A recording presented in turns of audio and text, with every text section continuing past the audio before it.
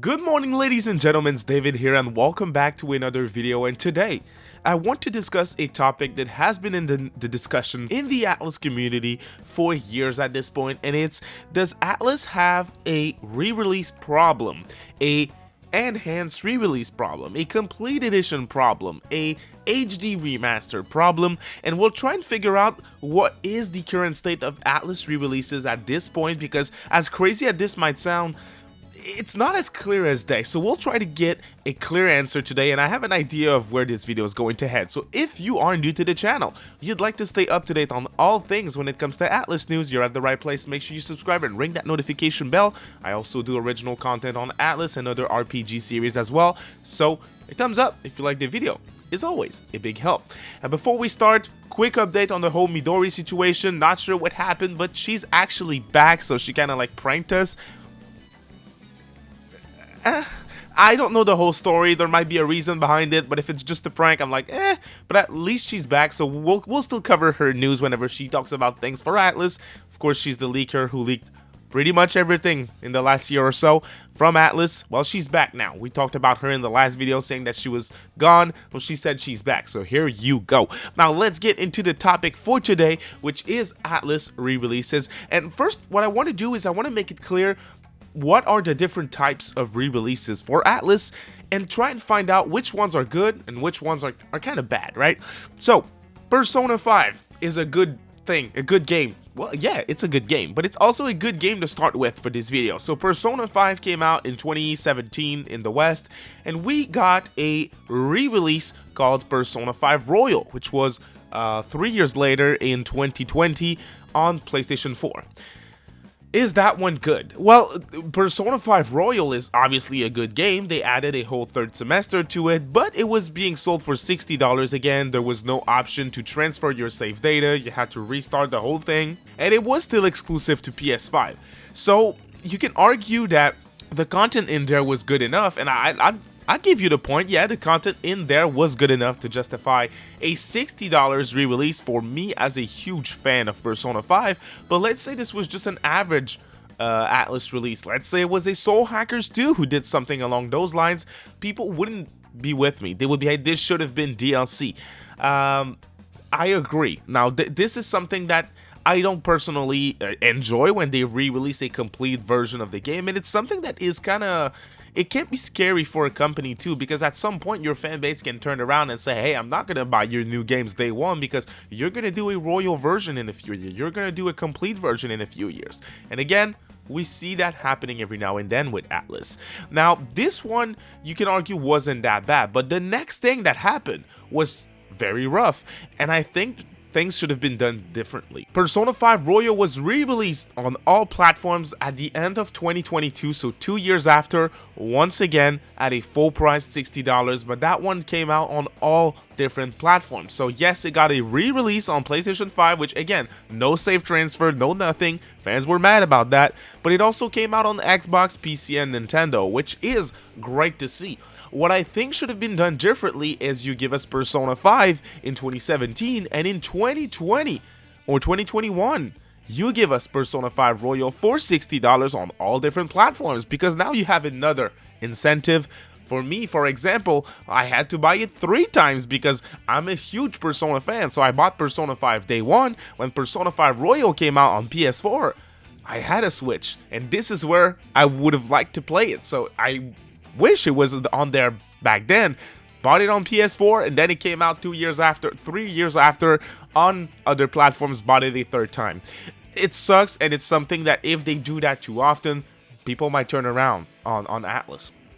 Now, there's other types of re-releases called remasters. We'll look at Nocturn. Shin Megami Tensei 3 Nocturn HD Remastered was re-released on PlayStation, PC, and Nintendo in 2020. That one added voice acting, HD visuals, added bugs, added issues, but it was a re-release of a game that was never re-released before. So that was a game that, hey, was great to go back to, and a game that was very inaccessible because it was still exclusive to PlayStation 2 or digital stores on PlayStation 3, right? So that one is a good re-release. Well, is it good?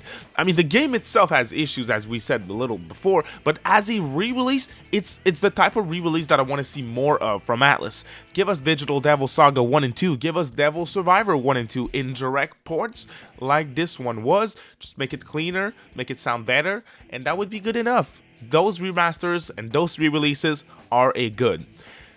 Shin Megami Tensei 5, that one is extremely interesting because just like Persona 5, you can argue on this one. So SMT5 was released exclusively on Nintendo Switch in 2021. SMT5 Vengeance is coming out in 2 months on all other platforms, which is awesome. Xbox, PlayStation, PC. SMT5 Vengeance, a lot of people will tell you that's a shit move, especially people who played it on Nintendo before, so the first version of SMT5, because now they have to rebuy the whole thing at $60 to have a new route and to have, I assume, bug fixes and everything like that. So, but now it's moving to multi-platform, so that re-release is aimed towards newer fans on other platforms who have yet to play SMT5, in my opinion. SMT5 Vengeance, just like Persona 5 Royal on PlayStation 4, the first re-release of Persona 5 Royal, a lot of people say it should have been DLC. Others are fine with buying it. Again, this is another example of like, whenever they announced these games, when they announced Royal, people were saying, hey, what the hell, it should have been DLC, I have to spend $60 again. People said the same thing for SMT5 Vengeance, and to me that is a problem. Vengeance, though, is a little different because there has been interviews with the development team at Atlus from Team Maniacs members saying that, hey, during the initial development of SMT5, there is certain things that we really wanted to do, but we were not able to achieve that for a lot of different reasons, development cost and everything. So you can argue that this is the reason, but it keeps happening, right? It keeps happening. The other game, the final game that I want to talk about before we talk about the current state of Atlus re-releases is Persona 3. Persona 3 came out on PlayStation 2. And then we got an enhanced re-release, just like Persona 5 Royal, on PS2 called Persona 3 FES. And then on PSP, we got a different version of Persona 3 that was watered down for a portable device with, again, new stuff, new character, new female main character, new female protagonist, and different social links for her. Great. Added soundtrack and everything. Good stuff. Those games, right? FES, to me, is the same thing as Royal. So it is, again, another re-release right after launch on the same platform where they added content. Content that you can argue was worth it, content that you can argue wasn't worth it. So it was happening 20 years ago, guys. That's what we're realizing at the moment. And then obviously we got Persona 3 Reload coming out on all modern platforms but Nintendo in 2024, and that game is not getting another release. So we're not going to get a Persona 3 Reloaded or a Persona 3 Reload Royal. That was confirmed before. It's not going to happen. They went in a different direction with an expansion pass. An expansion pass giving you content from Persona 3 FES. So they re-released it again, but this time as DLC. So what the hell is going on with Atlus re-releases and enhanced ports, right? What are they doing? Well, at this point, it's really hard to say because you look at Persona 5 Royal, and to me, it feels like this is not going to happen anymore. To me, it feels like if they have a game on one platform and they do an enhanced re-release, they're going to take the opportunity to make it multi-platform, like Shin Megami Tensei 5 Vengeance. So P5R to me is the worst possible scenario. You release a game, you release an enhanced version on the same platform, and then you port that enhanced release on other platforms. That is the worst case scenario for re-releases, in my personal opinion. Feel free to disagree. Make sure you give a comment down below to explain your thoughts. I'd be interested to hear what you guys have to say. Nocturn is an HD remaster. That's a good. Never complaining about those. You make your game more accessible, you make it multi-platform, and you bring back an old-ass game that is far from accessible nowadays. That's a good. SMT5 was locked on Nintendo. You decided to add content instead of making it DLC, or instead of re-releasing on that same platform, you do that, but you also release it on other platforms at the same time. Might not be the best thing to happen, but it's better than what they did with Persona 5 Royal on PS4 and then the port to other platforms, again, in my opinion. Reload is a $70 remake, and that one is getting a $30 expansion pass. So it's a $100 re-release at this point. It's very different. They changed a lot of things in Reload, I'm aware, and it's a game that I was fine with paying $70 with. But to the general consumer, is that good? I mean, I want to say no, but at the same time, Atlus games are doing better than they ever have been. So what are they gonna do in the future?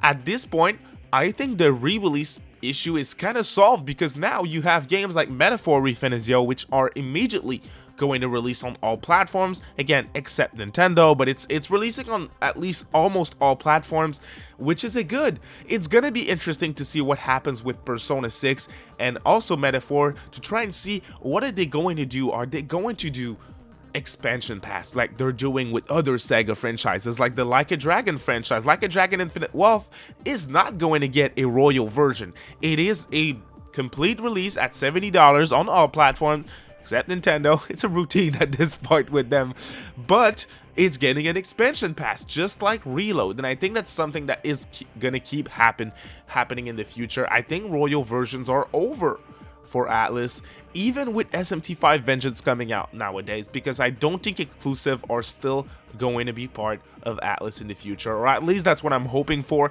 because multi-platform is doing good things. We just learned that Unicorn Overlord, which is a multi-platform game, I'm aware it's not coming out on PC, but again, for Atlus, if their games are coming out on all platforms but one, it's good.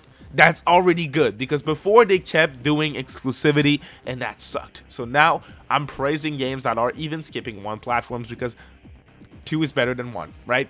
Thank you all so much for watching today's video. Let me know what you think of the current state of Atlus re-releases, and do they actually have a problem right now in April of 2024? I'm not so sure about it. Thank you so much for watching. You have a great day, y'all. Bye.